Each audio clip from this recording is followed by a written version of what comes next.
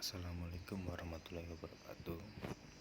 Di sini Rian Ismail ingin menjelaskan hukum Islam dalam materi akikah. Saya Rian Ismail, 1940-50-11-17 itu NPM saya, dan saya dari Lokal D. Saya ingin menjelaskan yang pertama, yaitu pengertian akikah. Bila merujuk pada bahasa Arab, akikah memiliki arti yaitu memutus dan melubangi. Dalam pengertian secara umum, akikah adalah aktivitas ibadah menyembelih hewan berupa kambing sebagai bentuk rasa syukur atas lahirnya seorang anak. Hukum atas ibadah ini berbeda berdasarkan pendapat ulama. Ada yang mengatakan bahwa ibadah akikah hukumnya wajib, ada yang mengatakan sunnah muakkad, dan ada pula yang mengatakan sunnah. Dari semua pendapat yang ada, yang paling sahih adalah pendapat yang mengatakan bahwa hukum akikah adalah sunnah muakkad. Artinya ini adalah ibadah yang memang dianjurkan untuk dilaksanakan. Kemudian syaratnya akikah. Hewan dari jenis kipsi atau domba putih dan sehat, umur minimal setengah tahun, dan kambing Jawa minimal 1 tahun. Untuk anak laki-laki 2 ekor, dan untuk anak perempuan 1 ekor.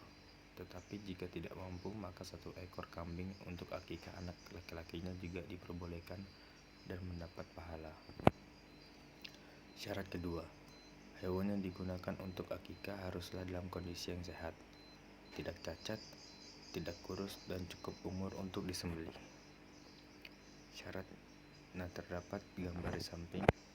Syarat kambing, ciri-cirinya yaitu mata tidak buta sebelah atau total. Yang kedua, telinga tidak terpotong lebih dari 1/3. Dan yang ketiga, gigi tidak ompong, kemudian tidak gila, kemudian tidak pincang. Dan yang kelima, tidak kurus kering atau tulang tak bersumsum.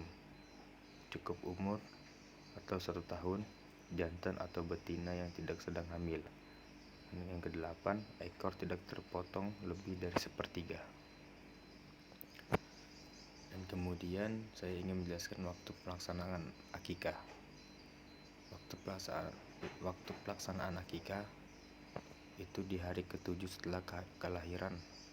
Waktu akikah yang paling diutamakan adalah pada hari ke-7 setelah kelahiran si bayi.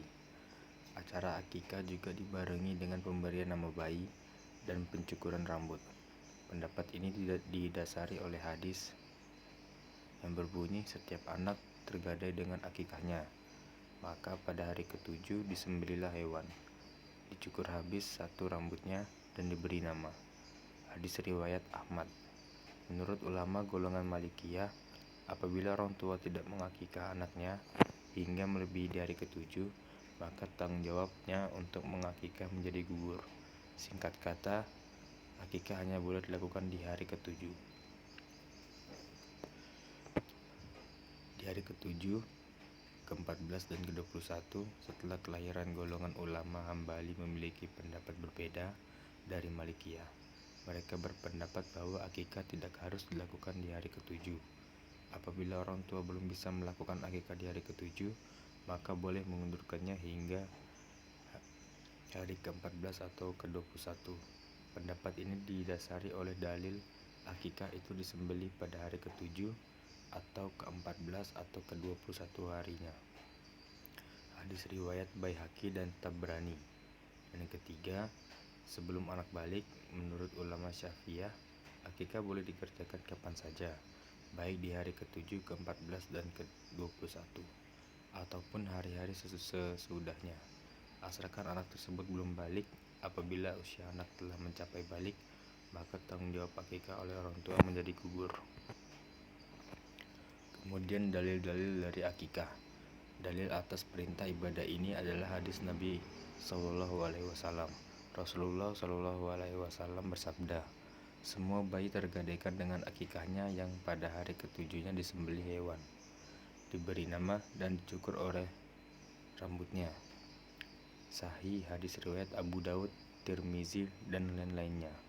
Kemudian dari Salman bin Amr Ad-Dabi berkata, jika Rasulullah bersabda, Akikah dilaksanakan karena kelahiran bayi, maka sembelilah hewan dan hilangkanlah semua gangguan darinya. Sahih hadis riwayat Bukhari. Lalu dari Samurah bin Jundab berkata, jika Rasulullah pernah bersabda, semua anak bayi tergadaikan dengan akikahnya, yang pada hari ketujuhnya disembelih hewan, diberi nama dan cukur. Sahih hadis riwayat Abu Dawud 2838, Tirmizi 1552, Nasai 7-166, Ibnu Majah 3165.